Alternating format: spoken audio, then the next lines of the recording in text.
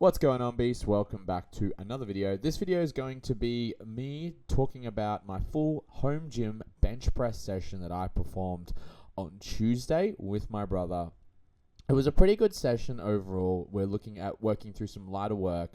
I begin the session with 4 sets of 25 banded pull-aparts to activate my subscapular, put myself in the bench press position, and really focus on leg drive. I think the 4 sets is just enough volume to get the most out of this movement without having to do too many other accessories. From there, we moved into bench press holds, looking at 2 sets of 10 seconds, and I did this at about 105%, which ended up being 150 kilos. Priming the CNS is good, especially before heavy lifts, and it just allows you to kind of get a feel for the bar. I always like to think of it like the medicine ball football strategy, where you throw a medicine ball around for a while and then grab a football, and then you almost yeet that thing to the other side of the galaxy. So really focusing on that leg drive and that active scap position, really focusing on driving through the arms and holding it just in line with my collarbone to imitate the bench. Funnily enough, I went from this into some very long pausing bench press, and I was playing around with a bit of a new position in this session, which was a bit experimental, really focusing on this concept of a glass shirt and to see whether it actually would assist me. Now, ironically, I failed the first rep here, so this is 125 for a long pause, and I think you guys will think that this long pause is quite tasty, but just for whatever reason, when I was doing the first set of 125, it just didn't go up very well. So that wasn't it. I don't remember what weight that was. I think it was 115 or something like that, but that's okay. Here's Justin doing 70 kilos. If you notice, Justin might struggle with his left arm quite heavily. It's a weakness we've identified, and he's only been back at training for about 8 weeks, and we've noticed quite a significant imbalance in that left arm compared to his right. But as you see there, that's where I missed the 125. But that's my first attempt. So I'm not really enjoying that bit of an extended arch position. It just feels a little bit weaker for me, I guess. I'm not able to pause as long in the chest. I don't feel as confident when I'm coming down, and maybe potentially the way that my mobility works, I'm actually maybe potentially too mobile to have that cue work for me. But big focus on leg drive as well. As we can see there, Justin's able to successfully hit his next rep. I believe that is 82.5 kilos. This is me reattempting the 125. Second time round, really focusing on that position, that nice long pause, that drive off the chest. And I seem to get it a little bit better that time. Not the heaviest weight I've ever done. My current PR is 145, but not too bad nevertheless. Justin hitting his final rep at 85 kilos. Watch that left arm once again. It dominated in that rep, but I think he was just overcompensating. From there, we move through some accessory work. So 2 movements on the accessories. We've got some dumbbell skull crushers using the incline bench, and kind of sitting towards the back half of the incline bench for a bit of extra range of motion, allowing those elbows to be bending a little bit nicer.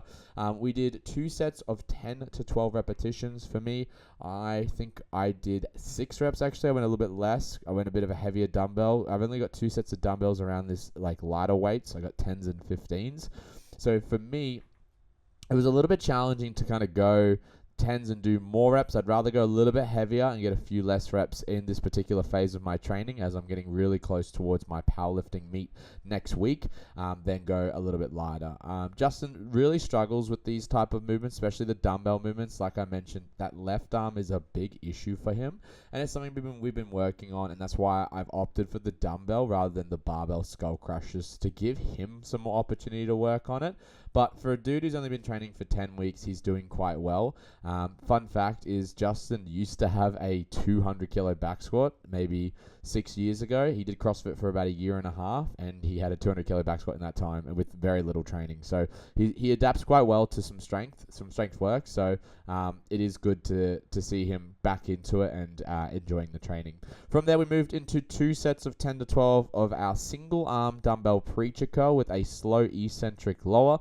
I don't mind these as a bicep movement, and I find it's a good combination with the eccentric lower to kind of work the antagonist muscles of the bench press, specifically the biceps. Carries over into a whole range of other movements. Obviously, deadlifts is a big key one, and pull-ups. I typically work the pull-up compared to a lot of powerlifters who neglect it, I'm a big on gymnastic strength. Pull up, dip, handstand, push up, handstand hold, ring support, etc. I find lots of value in those movements, and they are movements that I will use often in my training. And I don't see a lot of other powerlifters use them. They probably don't have as big of a carryover to some of the other lifts, and they probably aren't as beneficial for the main 3 lifts compared to some other exercises you can select. But from a functionality point of view, I just think it is essential to have those movements in your wheelhouse because it carries over to real life activities. Like, how often do you have to pull yourself up something, or how often do you have to kind of perform a awkward variation of a muscle up, even just to get out of a pool or climb over a fence. These are all valuable movements to have, and I still love my CrossFit elements. Maintaining them is always an option for me, and I choose to lean towards that option time and time again. And I still love CrossFit. I do a lot of it. I've just been in this powerlifting phase for the last year. Really enjoying it. It gives me some time to rehabilitate a lot of my injuries that I've been sustained through the military. And in that time, especially why powerlifting is good, it's because I can slow things down.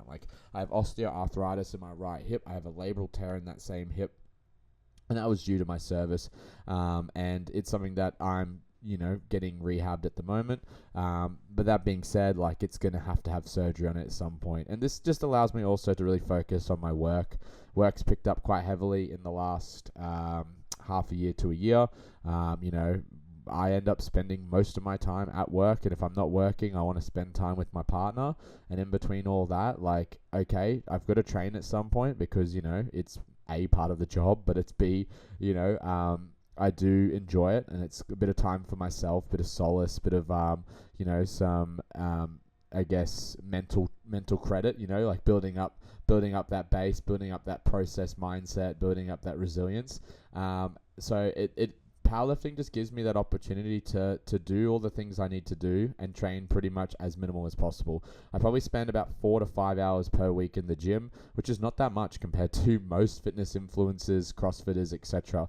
Back when I did CrossFit full time, I was spending anywhere from about, I'd say probably about 15 to 20 hours per week just training. So I don't kind of have that adequate amount of time at my disposal anymore. I'm getting towards 30 years old, and I still want to enjoy training as much as possible. Now, at the end of this powerlifting meet cycle, I'll probably go back into 5 sessions per week as far as things go, and I'll look at having a big focus on doing a few more CrossFit fundamentals. I want to retry the 1 ton challenge again because I think I might be able to actually hit it this time. That means I'll have to spend a few weeks working on my snatch, my clean, my jerk. These are movements that I haven't focused on or touched in a very long time. So there'll just be things that I'll add in as the weeks go by. But hope you enjoyed this session. If you enjoy videos like this, I might even think about filming one of these every Tuesday. So leave a comment, leave a like if you enjoyed the video, subscribe to the channel, and I'll see you guys on the next piece of content that I release on this channel. You guys at home, stay a beast.